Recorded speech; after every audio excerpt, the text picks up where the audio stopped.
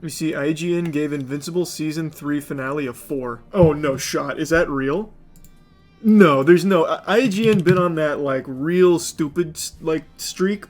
I mean, they always have been, but especially recently, there's no way. You have to be just memeing.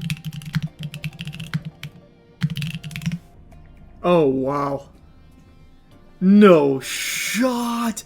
What?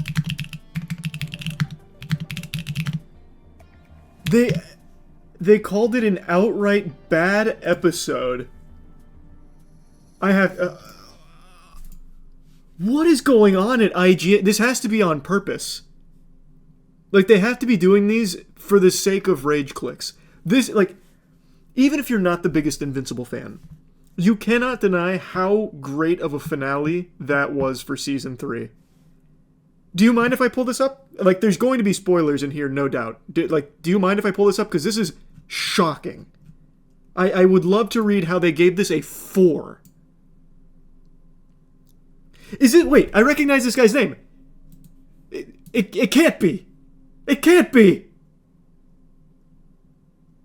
Where was it? Wow, has it really been that long? I thought this was the same guy that did Transformers 1 of 5. But I didn't see Transformers 1 unless he, like... I recognize his name, though. What do I recognize it from? What did he give Joker? We're in charge now. Anyone have a problem with that? I don't understand how that article works. Oh, it's the video review. Anyway, I want to read why he gave this a 4. Well, actually, hold on. He reviewed the previous season of Invincible, right? What do you give that? I saw that in here. What do you give Megalopolis?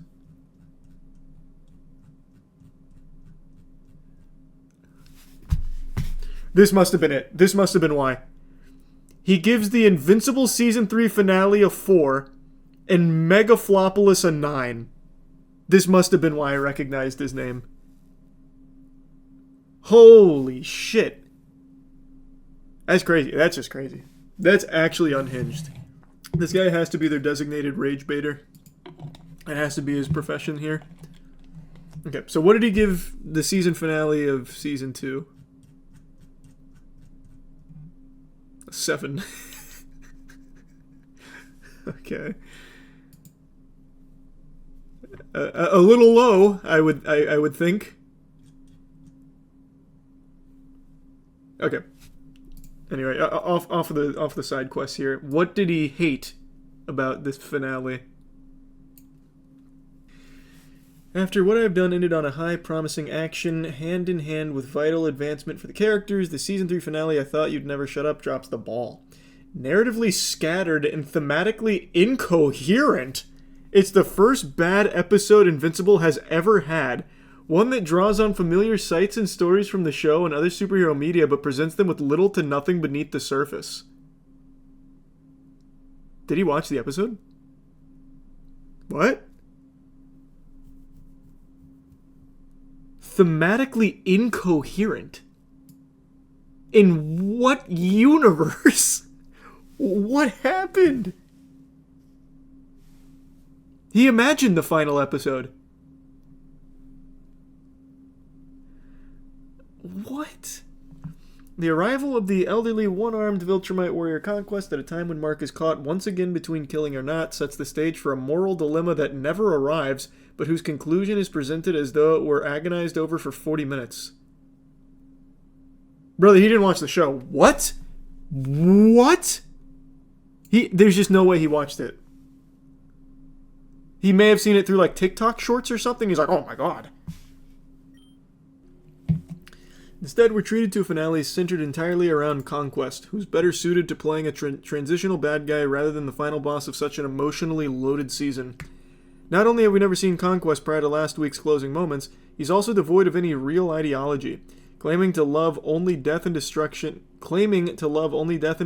makes him useful foil to Mark, but as an exclamation point on Season 3, he's a giant shoulder shrug with little connection to anything meaningful within Invincible. He just doesn't get the show. like, at all.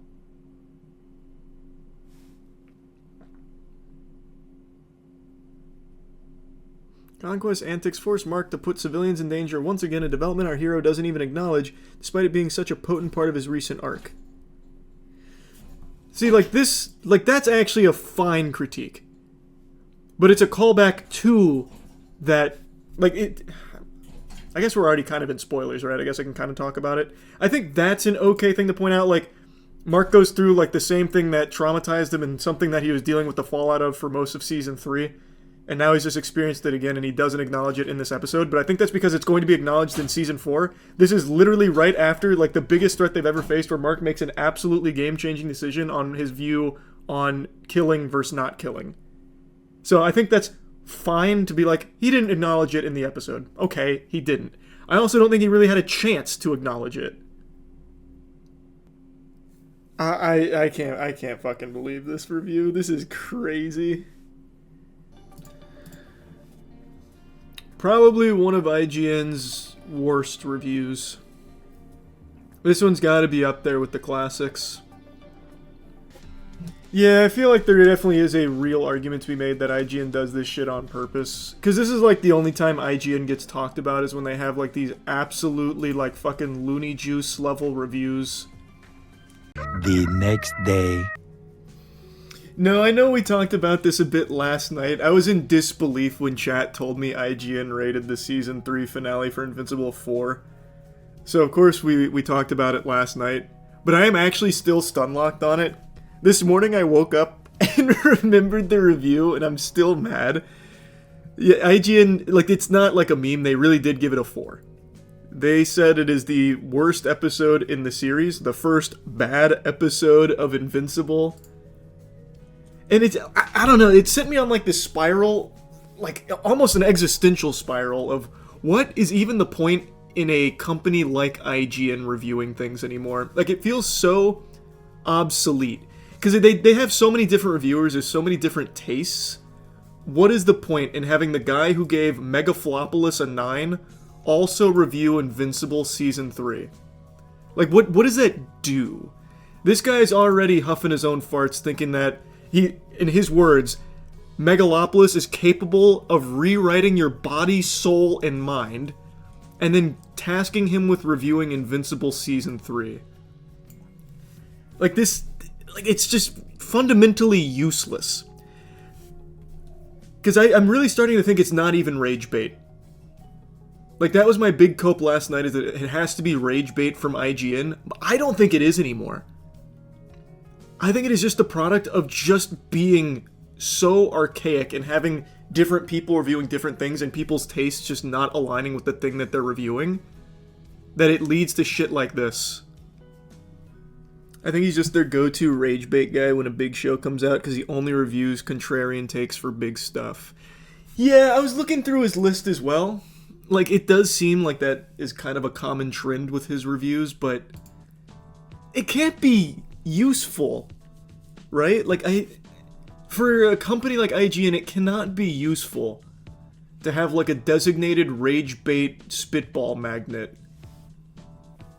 Like, you'll get some clicks, but mostly what people are gonna do is what they're doing right now, just making fun of it on Twitter without ever actually engaging with the article itself. Because why the fuck are you gonna go here? It's absolutely outrageous. No one's gonna bother clicking on it, it's too rage baity. So, like, I don't even think that's what's going on. Like, I just can't see what they'd get out of it if that is, like, the design. Like, if this guy is, like, engineered to be the rage baiter, I don't think he does anything to help IGN, so why would you keep him around? But they're not getting rage clicks is the argument I'm making. When you have something that's this egregiously off the mark, no one's gonna ever actually click on it. They're just going to make fun of it on Twitter from just the headline alone. And I think that's totally fine to do because this is so ridiculous, there's no possible way of justifying this review. And when you read it, it's very clear he either didn't watch it or purposefully just throws the most outrageous statements about it. Like, we already read the whole thing last night, I'm not going to bother doing that again, but just like calling it narratively scattered and thematically incoherent is like very evident he is either doing it purposefully or truly just didn't watch it and maybe just saw TikTok shorts with highlights. But look how many comments this article has. I bet it has more than any other review from this year. That's a really good, actually, that's a really good thing to look at.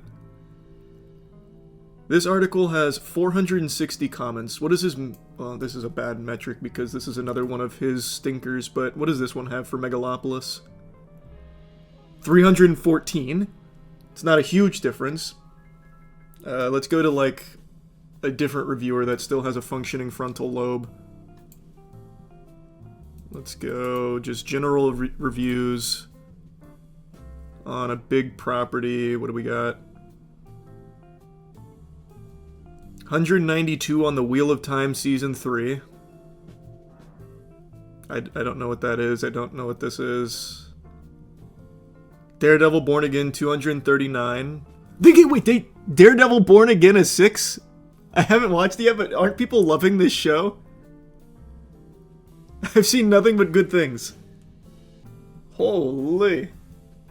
Is this movie out yet? Did Drop come out? I really want to see it. They gave oh my god. They gave Drop a 7. This is that god-awful Blumhouse hemorrhoid where it's about a woman who gets a FaceTime from a criminal who's got her family held hostage if she doesn't kill her date. And it's the movie about just like text messages coming through and Ring doorbell. They gave that a 7. I mean, I haven't watched it yet. Maybe it really is super good. But it does seem like the Invincible 4 has more engagement than most of their other reviews. So maybe it is on purpose. No, their Monster Hunter Wilds review has almost double it. But I think most people are also probably mad about that because they gave it an 8.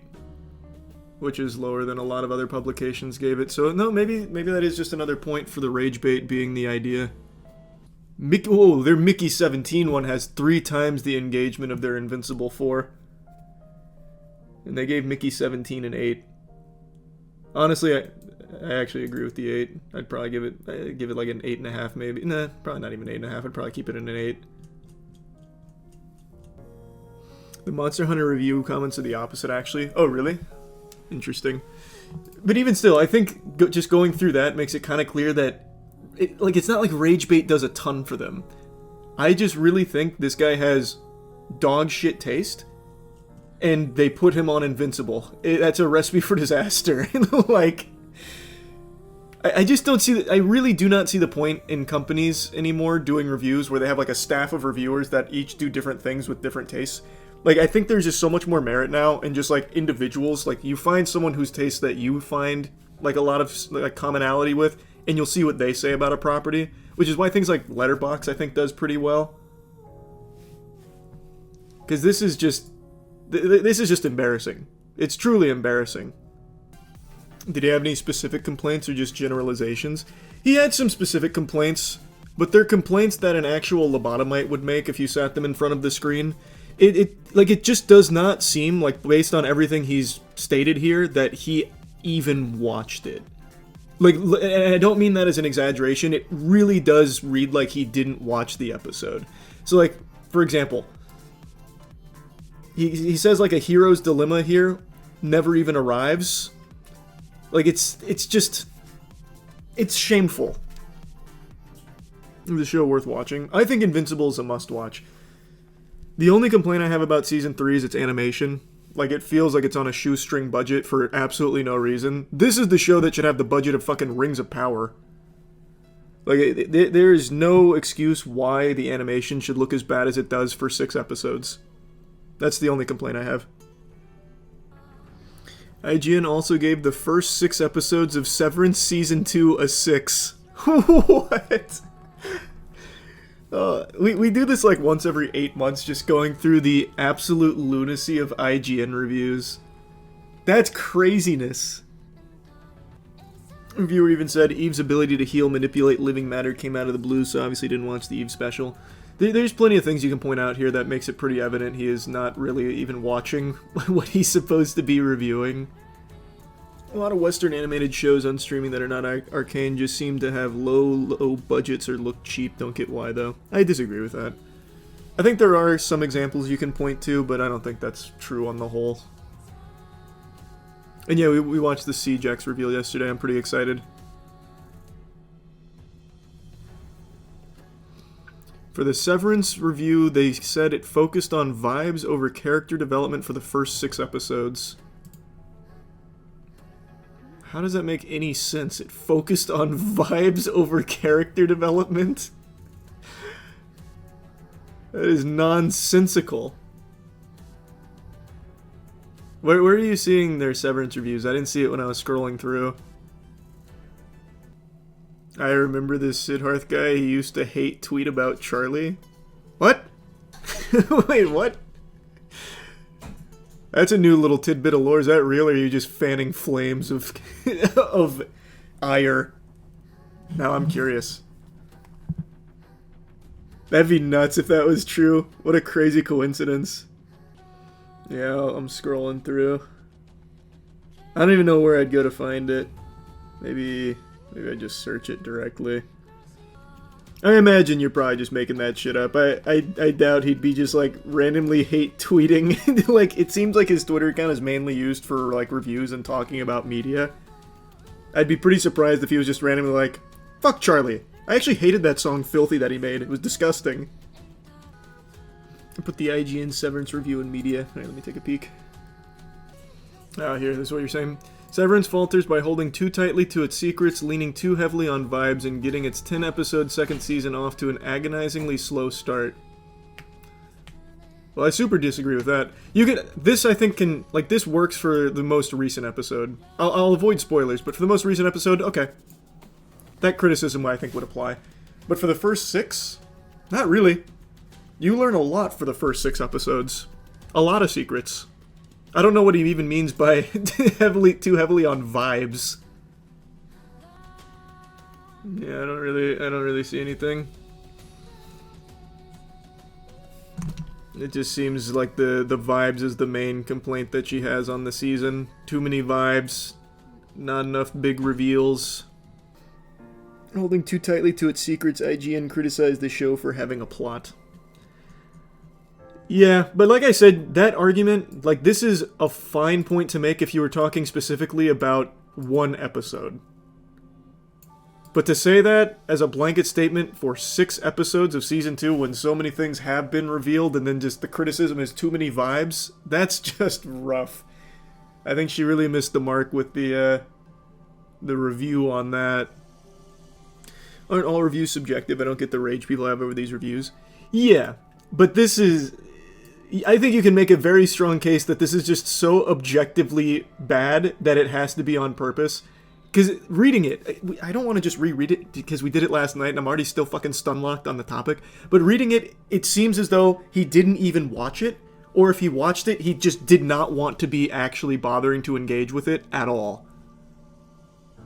So, like, it's not even subjective. He's not even grasping what he's looking at.